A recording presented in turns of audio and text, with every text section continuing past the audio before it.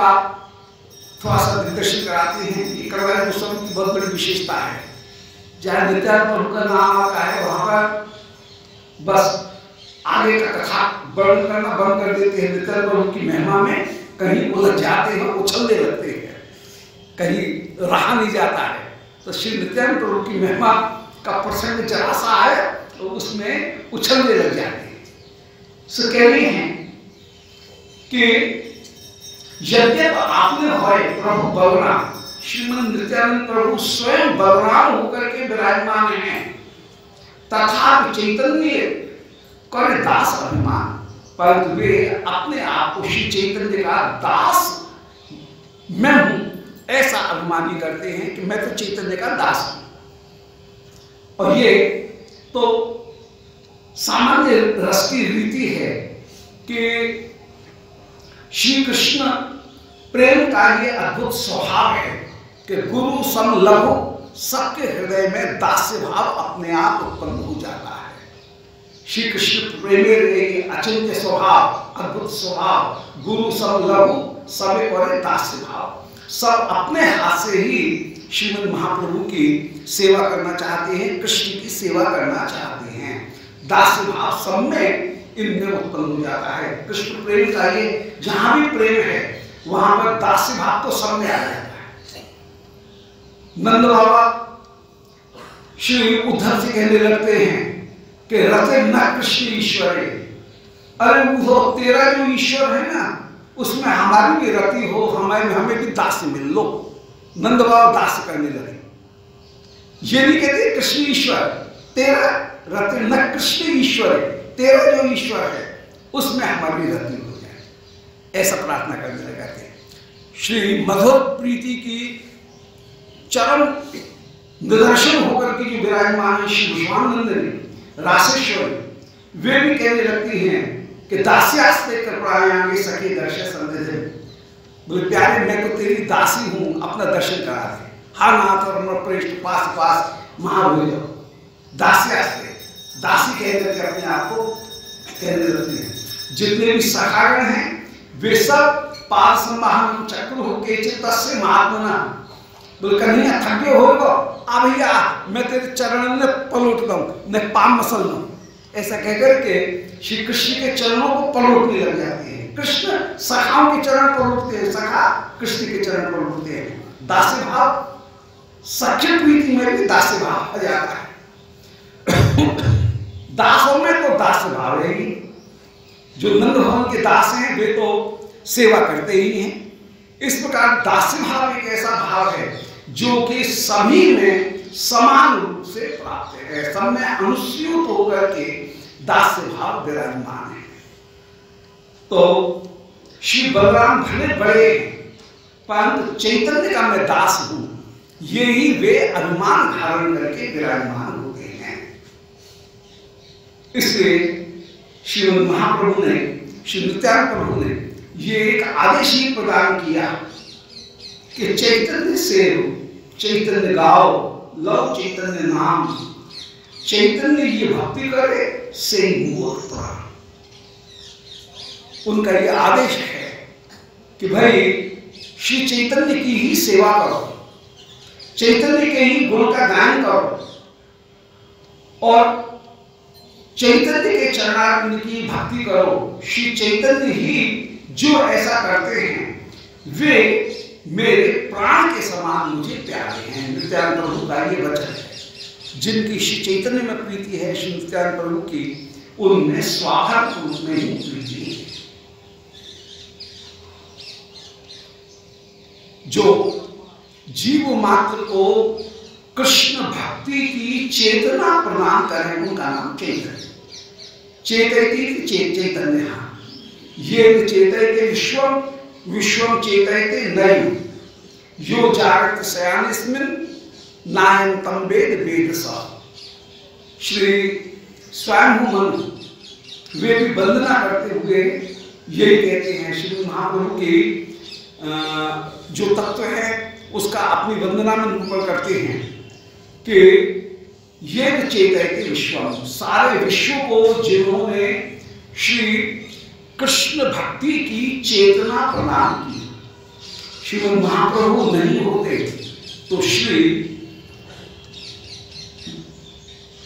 कृष्ण भक्ति उसकी चेतना सबको प्राप्त नहीं होती। रागानुगा भक्ति के द्वारा जो चेतना है वो चेतना प्रदान करने वाले श्रीमद् महाप्रभु ही है। यदि गौण नहीं होते तो क्या होता? बोले रागानुगा भक्ति जगत में उपस्थित नहीं होती। इसलिए ये चैतन्य ईश्वर अनर्पुच्चरी भक्ति को दान करने वाले वे ही हैं। श्री कृष्ण स्वयं दान करते हुए विराजमान है। इसलिए चैतन्य शब्द का अर्थ ही है जो कृष्ण प्रेम की रागानुगा भक्ति के द्वारा साधन मार्ग को स्थापित करते हुए चेतना प्रदान करें कि मैं किशोरी जी की दासी हूं या मैं कृष्ण के साथ में किसी लौकिक संबंध भाव से जुड़ी हुई हूं, जुड़ा हुआ हूं, ऐसा भाव प्रदान करके कृष्ण की सेवा करने की जो चेतना प्रदान करें उनका नाम है चैतन्य। चैतन्य गाओ, श्री चैतन्य का ही निरंतर निरंतर गायन करो। गायन की एक बहुत बड़ी विशेषता है कि गायन करने पर जो एक भाव, वो भाव की स्थिति कभी भी बहुत दिन के बाद में भी प्राप्त हो सकती है। इसलिए गीत रूप में जो वस्तु विद्यमान है वह वही का वही भाव बहुत समय के पश्चात भी उपस्थित कर सकती है। गद्य रूप में किसी चीज का विचार किया तो वो भाव हमेशा नहीं आएगा, परंतु पद्य रूप में वो भाव वैसा का वैसा तुरंत ही साल भर के बाद, 5 साल के बाद भी वही भाव यूं की त्यों उत्पन्न हो जाएगा। इसलिए गद्य की अपेक्षा पद्य की अपनी महिमा है, क्योंकि वह उस वातावरण को, उस भाव की भूमिका को बहुत देर के बाद में भी उपस्थित कर सकता है, बहुत दिन के बाद में भी पद्य उपस्थित कर देता है। इसलिए प्रायः गीत काव्य के माध्यम से ही अपने हृदय की भावनाओं को भाव जब व्यक्त करते हैं वह स्थायी होकर के विराजमान होता है और दूसरे तक पहुंचाने में भी सुगम है और उस भाव को पुनः संकलित करना भी सरल हो जाता है, रिकलेक्ट करना भी उसका बड़ा सरल हो जाता है। इसलिए गीत काव्य की विशेषता है। अतः चैतन्य गाओ, चैतन्य का स्मरण भी यदि गीत के रूप में किया गया तो गीत लिखते समय या गीत को श्रवण करते समय जो भाव उदय हुआ है वह भाव बहुत दिन के बाद में भी यूं की त्यों उपस्थित हो सकता है। इसलिए चैतन्य गाओ। उसमें संगीत भी कहीं न कहीं जुड़ करके सहायक होकर के विराजमान हो जाएगा उस भाव को अभिव्यक्त करने में। और लो चैतन्य नाम, श्री चैतन्य का नाम लो। चैतन्य का नाम लेने मात्र से ही जो कषाय है उन कषायों का परिपाक हो जाएगा। एक बार परिपाक होने के बाद में कषायों की निवृत्ति हो जाएगी। दूसरी बात फिर नाम लेने से ही जो वस्तु है उस वस्तु का चेतना का प्रादुर्भाव भी हो जाएगा। सामान्य नाम में ये विशेषता है कि सामान्य नाम लेने पर भी नींद का परिपाक हो जाता है। यदि नींद पूरी हो गई है और प्रातःकाल 9 बजे पर 8:30 पर माँ बच्चे को जगाती हुई कर रही है, 9 बज गए, चिंटू उठो, पिंटू उठो, तो चिंटू पिंटू नाम में ये सामर्थ्य है कि जो नींद है उसका परिपाक कर देती है। जो बची हुई नींद का अंश है उस नींद के अंश को वो दूर कर देती है। जब चिंटू पिंटू नाम में ये सामर्थ्य है तो फिर भगवत चिन्मय जो भगवान नाम है उनका तो कहना ही क्या। तो भगवान नाम एक और कषाय का परिपाक करने में समर्थ है। फिर कषाय का परिपाक करने में ही समर्थ नहीं है, वे जागरण कराने में भी समर्थ हैं। चिंटू पिंटू नाम नींद का परिपाक भी कर देंगे, साथ के साथ में चिंटू पिंटू को चेतना भी प्रदान कर देंगे, उठा करके भी बैठा देंगे। तो जब प्राकृत नाम में ये सामर्थ्य है कि वे उसके व्यावहारिक सत्य में उसको अवस्थित कर देते हैं उस बालक को, तब श्री कृष्ण नाम का तो कहना ही क्या।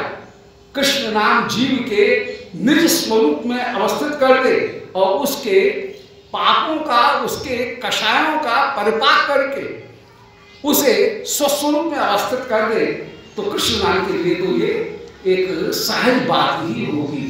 इसलिए लव चैतन्य नाम, उन चैतन्य का नाम निरंतर निरंतर ग्रहण करो। चैतन्य का नाम ग्रहण करने पर अपूर्व चेतना की प्राप्ति, कृष्ण चेतना की प्राप्ति तुमको सहज ही हो जाएगी, भगवत भक्ति की प्राप्ति हो जाएगी। भगवत नाम की विशेषता ही है कि चेतो दर्पण माध्यम से लेकर के 8 विशेषों को निरूपण करते हुए भव महादाव निर्वापणम, श्रेय कैव चंद्र का वितरणम, विद्यावधु जीवनम, आनंदामृतवर्धनम, प्रतिपदम पूर्णामृतास्वादनम, सर्वात्म स्मरणम और 8वां है परम विजय, परम। तो 8 विशेषणों के द्वारा श्री कृष्ण नाम वह श्रद्धा अनर्थ निवृत्ति से लेकर के अंत में परम तक कृष्ण अष्टकालीन सेवा सुख तक सब वस्तुओं को प्रदान करने वाला है। इसलिए लव चैतन्य नाम, श्री चैतन्य के नाम को ग्रहण करो। श्री नित्यानंद प्रभु का ये सबको एक निष्कर्ष रूप में आदेश है कि चैतन्य से चैतन्य गाओ, लव चैतन्य नाम, चैतन्य भक्ति करे से मोर प्राण। जो चैतन्य से भक्ति करेंगे वे ही मेरे प्राण हैं, क्योंकि नाते नेह रामते मई मनियत। जितने भी नाते नेह हैं वे सब श्री कृष्ण संबंधी ही हो सकते हैं। गुरु न सस्यात्, स्वयं न सस्यात्, पिता न सस्यात्, जननी न सास्यात्। तो वो कह रहे हैं से मोर प्राण, मेरे सारे प्राण वो ही व्यक्ति होकर के विराजमान है। एक मत लोके चैतन्य भक्ति लो यानी दीनहीन निंदकार सहारे निस्तारे। इस प्रकार श्रीमन चैतन्य श्री नित्यानंद गोसाई ने कृपा करके चैतन्य भक्ति में सबको प्रवृत्त किया। बहुत बड़ी बात है। चैतन्य भक्ति के माध्यम से जिस वस्तु की प्राप्ति हो सकती है, तो चैतन्य भी तो कृष्ण की भक्ति बनाएंगे, हम कृष्ण की भक्ति सीधे करेंगे, चैतन्य की भक्ति करने की क्या आवश्यकता है। हम क्यों श्री चैतन्य का आश्रय ग्रहण करें। चैतन्य के उपासी भी तो श्री कृष्ण ही हैं, वे भी तो कृष्ण भक्ति ही बताएंगे। सीधी सीधी कृष्ण भक्ति करो, एक जंक्शन और बढ़ा लो। पहले चैतन्य का आश्रय ग्रहण करो, फिर महाप्रभु का आश्रय ग्रहण करो। अपने मार्ग को और लंबा कर रहे हो तुम तो। जब निकुंज ही जाना है तो सीधे निकुंज की आराधना करो, चैतन्य की आराधना करने की क्या आवश्यकता है। यदि कोई ये कहे तो बोलो नहीं, सीधे निकुंज की आराधना करने पर वो वस्तु प्राप्त नहीं हो सकती जो चैतन्य के माध्यम से निकुंज की आराधना करने पर जो वस्तु की प्राप्ति हो। वो मार्ग भी खुला हुआ है।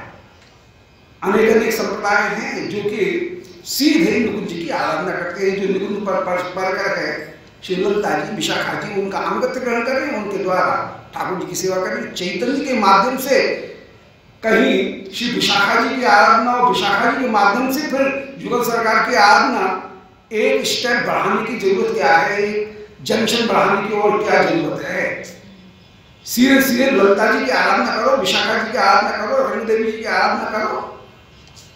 शिवनंदास संप्रदाय में सीधी सीधी रंग देवी जी की आराधना है, उनके माध्यम से निकुंज की प्राप्ति हो रही है। श्री हरिवंशी संप्रदाय में सीधी सीधी वंशी की आराधना है, वंशी हित आराधना के माध्यम से श्री राधा कृष्ण की आराधना हो रही है। श्री नंदास संप्रदाय में ही श्री हरदासी जो संप्रदाय है उसमें सीधी सीधी ललिता जी की आराधना के माध्यम से श्री निकुंज की प्राप्ति हो रही है। फिर महाप्रभु की आराधना करके क्यों आगे बढ़ रहे हैं, परंतु थोड़ा सा अंतर है।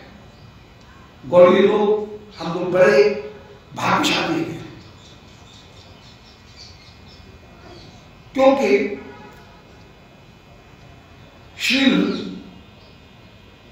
परकर, निकुंज परकर उनकी आराधना करके कृष्ण की आराधना करने पर ठीक है कृपा प्राप्ति हो जाएगी, माधुर्य की प्राप्ति भी होगी।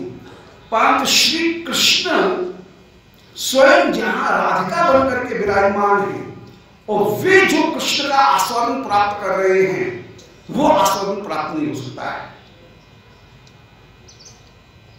ठीक है, जो परिकर है वो भी कृष्ण के माधुर्य का आस्वादन कर रहा है, परंतु परिकर के द्वारा कृष्ण का आस्वादन और कृष्ण स्वयं राधिका भाव धारण करके वे अपने ही स्वरूप का आस्वादन कर रहे हैं। तो कृष्ण के द्वारा राधिका भाव में जो आस्वादन प्राप्त किया गया है, कृष्ण के द्वारा सखी भाव में जो कृष्ण का ही आस्वादन प्राप्त किया गया, वो एक अन्य वस्तु के, अन्य वैभव के आस्वादन के द्वारा वो वस्तु की प्राप्ति नहीं हो सकती है।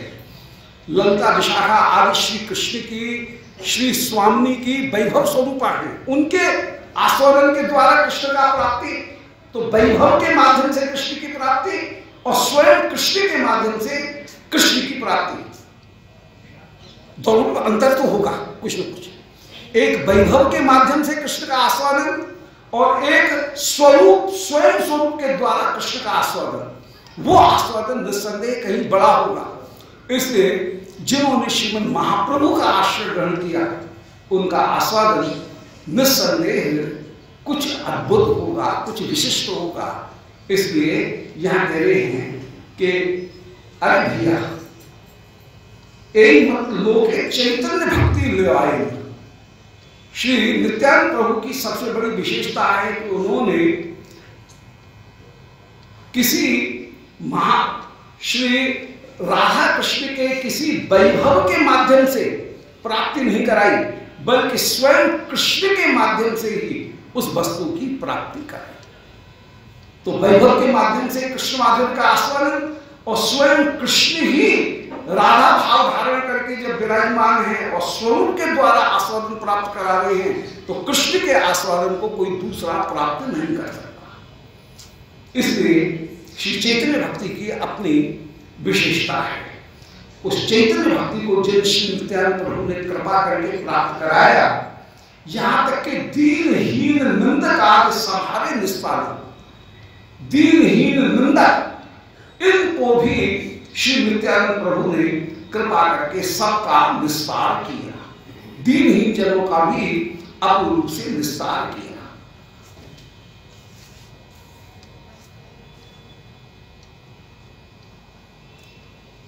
जिनके पास में कोई साधन नहीं है उनको भी कृपा करके प्रेम भक्ति का श्री नित्यानंद प्रभु अपूर्ण रूप से दान कर रहे हैं। तो श्री नित्यानंद प्रभु को श्री महाप्रभु ने फिर गौड़ देश में भक्ति का उद्धार करने के लिए भेजा। तभी प्रभु ब्रजे पठाई रूप सनातन। इसके बाद में श्रीमद महाप्रभु ने जब वृंदावन से लौट करके आ रहे हैं, पहले प्रयाग में 10 दिन तक श्रीमद महाप्रभु ने रूप गोस्वामी जी को रस तत्व का उपदेश प्रदान किया। और फिर जब काशी में विराजमान हुए, प्रयाग से चल करके काशी पहुंचे महाप्रभु, और उसी समय सनातन गोस्वामी जी श्री महाप्रभु के दर्शन करते हुए जब आए, जब शरणागत हुए, उस समय कारागार से छूट करके आए, उस समय 2 महीने तक श्री महाप्रभु ने सनातन गोस्वामी को ज्ञान उपदेश प्रदान किया, सिद्धांत तत्व का उपदेश प्रदान किया, संपूर्ण दार्शनिक सिद्धांत, औपासनिक सिद्धांत, और जो स्मृति वैष्णव को किस प्रकार जीवन व्यवहार करना चाहिए, वो स्मृति शास्त्र का भी उपदेश प्रदान किया, जिसका सीधा सीधा हृदय में श्रवण किया गया हो, उसका नाम है श्रुति। जो ऋषियों ने हृदय में श्रवण की और उसका स्मरण करके उन्होंने उसका पुनः जो कथन किया, उसे सुनना, उसका नाम है स्मृति। तो सही अंदर है। सीधे सीधे हृदय में जो समाधि में जो मंत्र या जो सूक्त ऋषियों को दर्शन हुए वो है श्रुति। ऋषि मंत्र के कर्ता नहीं है, कहा गया ऋषियों मंत्र दृष्टा।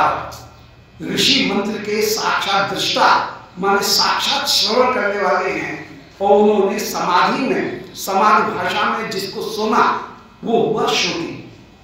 और जो श्रुति में जो तत्व उन्होंने अनुभव किए सुने उसको ही अपने शब्दों में उन्होंने जहां दोबारा पुनः प्रस्तुत किया, उसका अनुवाद करते हुए प्रस्तुत कर रहे हैं, रिप्रेजेंट करते हुए उसको प्रस्तुत कर रहे हैं, उसी का नाम हो गया स्मृति। स्मृति है जो पहले याद है और उसको दोबारा रिकलेक्ट किया जा रहा है, उसका नाम स्मृति होगा।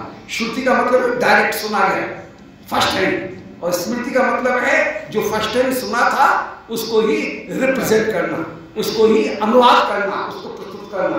तो श्रुति और स्मृति ये इन दोनों में मूल रूप में अंतर यही होगा कि श्रुति साक्षात रूप से भगवत तत्व का इंद्रियों के द्वारा जो अनुभव हुआ है उसका नाम है श्रुति, और उसको पुनः जो प्रस्तुत किया गया ऋषियों के माध्यम से, ऋषियों के वचन के द्वारा ऐसा करो, साधन पद्धति उसके लिए ऋषियों ने जो बताई उसको विशेष रूप से स्मृति कहा जाएगा। यद्यपि दोनों में दोनों चीजें हैं, परंतु दोनों में दोनों चीज होते हुए भी प्राधान्य व्यपदेश इसी प्रकार का होगा। तो श्री सनातन गोस्वामी को विशेष रूप से श्रीमद् महाप्रभु ने स्मृति शास्त्र, वैष्णव स्मृति, उन वैष्णव स्मृति का उपदेश प्रदान किया। माने ज्ञान कांड का भी उपदेश प्रदान किया, उपासना कांड का भी उपदेश प्रदान किया, धर्मशास्त्र और स्मृति शास्त्र का भी उपदेश किया, और जो व्यवहार सदाचार है उसका भी उपदेश किया। धर्म के ये ही चार भाग हैं। धर्म का एक भाग है ज्ञान कांड, जहां तत्व विमर्श है। ज्ञान का दूसरा भाग है जो उपास्य तत्व है उसके साथ में कहीं भावात्मक संबंध जोड़ना, इसी का नाम है उपासना कांड, ज्ञान कांड, उपासना कांड। फिर तीसरा है उस उपासना कांड के लिए कुछ कर्म कांड करना, कुछ रिचुअल्स, कुछ धार्मिक क्रियाएं करना, उनको कहेंगे कर्म कांड। और फिर उनकी योग्यता स्थापित करने के लिए कुछ नियमों का पालन करना, वो है सदाचार। ये चार चीज मिलकर के ही धार्यते इति धर्म, जिसको धारण किया जाए उसका नाम धर्म है। यतोभ्युदय निश्रेयस प्राप्ति, उसके द्वारा अभ्युदय और निश्रेयस की जीव को प्राप्ति हो जाएगी। तो श्री रूप सनातन को श्रीमद् महाप्रभु ने, रूप गोस्वामी को रस तत्व माने उपास्य तत्व, आस्वादनीय जो जीवन का परम लक्ष्य है उसका, जहां स्वाद प्राप्त हो, उस रस तत्व का निरूपण किया। बाह्य अभ्यंतर करणीयो व्यापारांतर रोधनम स्व कारणादि अनुच्छेदी चमत्कारी रस स्मृता। अलंकार कौस्तुभ में रस की परिभाषा निरूपण करते हुए कहा गया कि बाह्य आभ्यंतर करणीयो व्यापारांतर रोधनम है, जहां पर बाहर के व्यापार भी समाप्त हो जाए, शरीर की चेष्टाएं भी समाप्त हो जाए, और उस विषय के अतिरिक्त कोई दूसरा विषय मन भी नहीं सोचे। बाह्य व्यापार की भी निवृत्ति और अंतः व्यापार की भी निवृत्ति हो जाए। बाह्याभ्यंतर करणीयो व्यापारांतर, जो उपास्य है उसके अतिरिक्त कोई दूसरा व्यापार है ही नहीं। अलंकार पुस्तक का निरूपण करें शिखरकर्ण को रस की परिभाषा देते हुए कि बाह्य अभ्यंतर करणीयो व्यापारांतर रोधनम स्व कारणादि संश्लेषी, अपने कारण के साथ में साधारणीकृत होकर के जहां विराजमान हुआ जाए, कारण के साथ में एकीकृत होकर के जहां विराजमान हो जाए। शक्ति अस्ति विभावादि काप साधारणीकृतौ प्रमाता यद भेदेन स्वम यथा प्रतिपद्यते। साधारणीकरण की जो रसशास्त्र में प्रक्रिया है, उस परिकर के साथ, उस नाटक में जो पात्र है उसके साथ में सामाजिक अपने चित्त को मिला दे, जो उसके हृदय में भाव है वही भाव धारण करते हुए विराजमान, ये जो साधारणीकरण की प्रक्रिया है उसको जहां प्राप्त हो जाए, तो जहां पर स्व कारणादि संश्लेषी अपने कारण के साथ में संश्लिष्ट होकर के, मिल करके, एक होकर के, साधारणीकृत होकर के, जनरलाइज होकर के वो विराजमान हो जाए, चमत्कारी, और हृदय में अपूर्व चमत्कार को प्राप्त हो, ऐसा जो पदार्थ है, ऐसी जो मन की स्थिति है, वो मन की स्थिति रस कहलाएगी। अर्थात मन में जो स्थायी भाव था वही पुष्ट होकर के रस की अवस्था को प्राप्त हो जाता है। तो रूप सनातन, इन दोनों को श्रीमद् महाप्रभु ने रूप को रस तत्व का उपदेश दिया और श्री सनातन गोस्वामी जी को सिद्धांत तत्व, उपासना तत्व और स्मृति, इन तीनों का उपदेश प्रदान किया। प्रभु आज्ञा दुई भाई आए वृंदावन, प्रभु की आज्ञा को प्राप्त करके दोनों भाई वृंदावन आए। भक्ति प्रचार्य सर्व तीर्थ प्रकार है, श्री दोनों भाइयों ने भक्ति का प्रचार किया और सारे तीर्थों का प्रकाशन किया। अर्थात कृष्ण लीला स्थली जहां थी उनको चिन्हित किया कि यहां पर ये लीला हुई, यहां पर ये लीला हुई। लीला विराजमान थी, परंतु वे लीला स्थली लुप्त हो गई थी। राधा कुंड में चावल की खेती हो रही है, बोलो वहां, और श्री महाप्रभु उस खेत में ही उतर करके आचमन कर रहे हैं और कह रहे हैं, श्री राधा रानी उनकी वंदना कर रहे हैं, राधा कुंड की वंदना कर रहे हैं, कह रहे हैं ये ही राधा कुंड है। तो महाप्रभु ने चिन्हित किया और इन दोनों भाइयों को विशेष रूप से ये आदेश भी प्रदान किया कि लीला स्थलियों को वे स्थापित करें कि ये कृष्ण काल ही का कोई वृक्ष है और उसके नीचे विराजमान होकर के तैतुल का जो वृक्ष है, इमली का वृक्ष है, उसके नीचे विराजमान होकर के श्रीमद् महाप्रभु विचार कर रहे हैं कि ये वही इमली तालाब है, ये वही श्रृंगारपट होकर के विराजमान है। तो जो लीला स्थली है, उन लीला स्थलियों को चिन्हित करना ये बहुत बड़ी बात है। श्रीमद् महाप्रभु ने इन दोनों भाइयों के द्वारा सर्व तीर्थ प्रकाश, जितने भी तीर्थ हैं उनको प्रकाशित किया। तीर्थ का मतलब है जो पवित्र करे उसका नाम तीर्थ। पवित्र करने वाले स्थान को तीर्थ कहते हैं।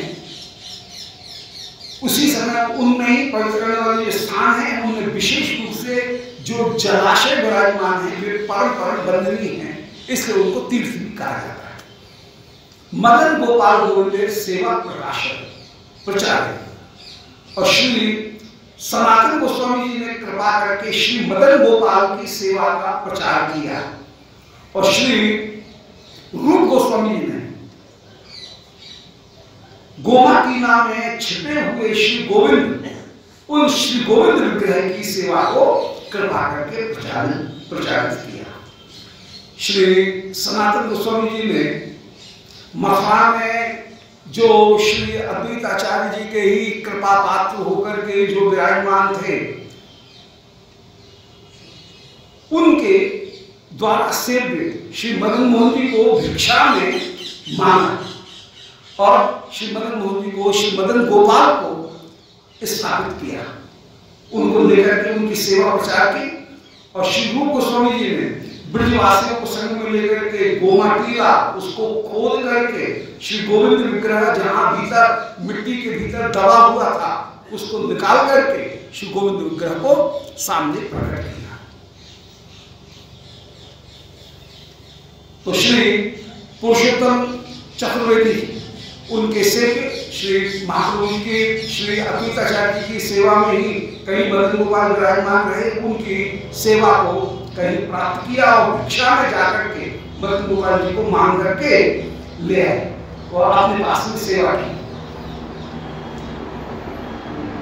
तो संपूर्ण तीर्थों का प्रचार क्या करो? इन लोगों ने 3 काम किए, भक्ति का प्रचार, फिर संपूर्ण तीर्थों का प्रचार, फिर सेवा की स्थापना, और फिर एक चौथा कार्य और किया दोनों भाइयों ने विशेष रूप से कि नाना शास्त्र आने भक्ति ग्रंथ सार, अनेक शास्त्रों के निष्कर्ष को निकाल करके भक्ति के सार को प्रस्तुत किया। जंगल में सारी औषधि है, सारे फूल हैं, परंतु किसी चतुर माली का काम होता है कि वह उन फूलों को चुन करके सुंदर गुलदस्ता बना।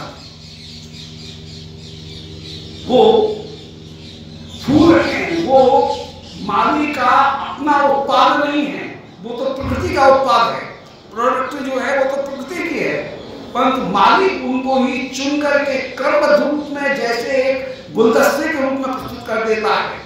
इसी प्रकार शास्त्र के संपूर्ण सिद्धांतों को इन श्री रूप सनातन ने कहीं चुन करके उनको एक क्रमिक वस्तु के रूप में गूंथ करके रख दिया, इसीलिए उसका नाम है ग्रंथ।